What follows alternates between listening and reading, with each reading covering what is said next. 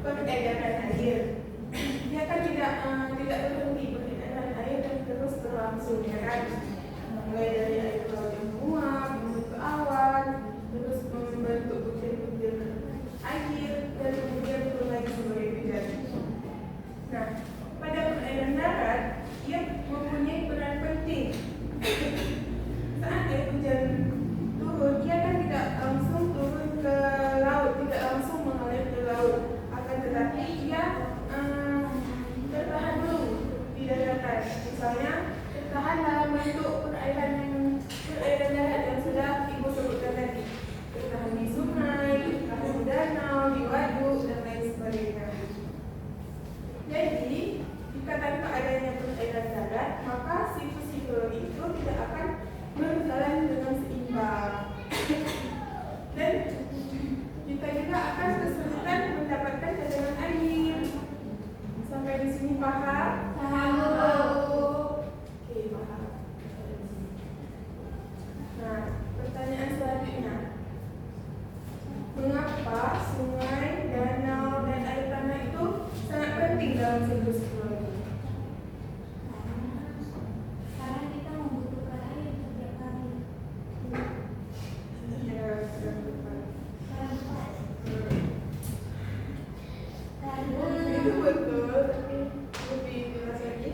Karena setiap hari kan kita membutuhkan air, tidak hanya untuk minum, mandi, mencuci pakaian, bisa juga untuk pertanian, kemudian untuk di ekonomi dan sebagainya.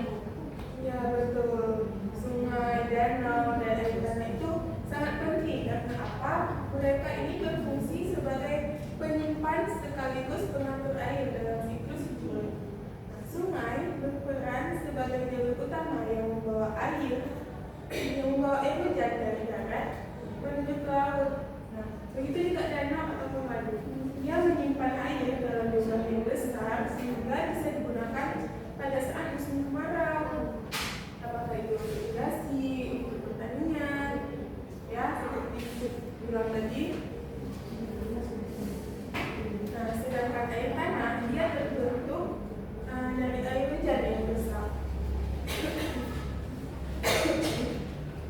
Lalu ia tersimpan di lapisan batuan. Nah, air tanah ini menjadi cadangan jangka panjang yang sangat kita butuhkan. Bahkan ketika hujan tidak turun, kita bisa mengambil cadangan air tanah yang beresap tadi. Sampai di sini paham? Paham. Ada nggak paham? Enggak, Bu. Paham semua ya. Baik, kalau sudah paham semua, mungkin materi hari ini cukup sampai di sini. Sebelumnya ada yang bisa menarik kesimpulan?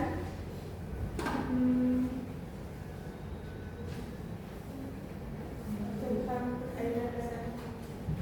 Cut, boleh? Ya, Bu. Jadi dapat disimpulkan dari siklus air, air tidak hanya ada di sini, ada di air yang di darat itu ada air sungai, ada air apa? Semua danau. Kemudian ada rawa yang dimana itu dimanfaatkan oleh manusia untuk berbagai kebutuhan. Yang Oke, baik. Beri apresiasi untuk kita semua. Baik.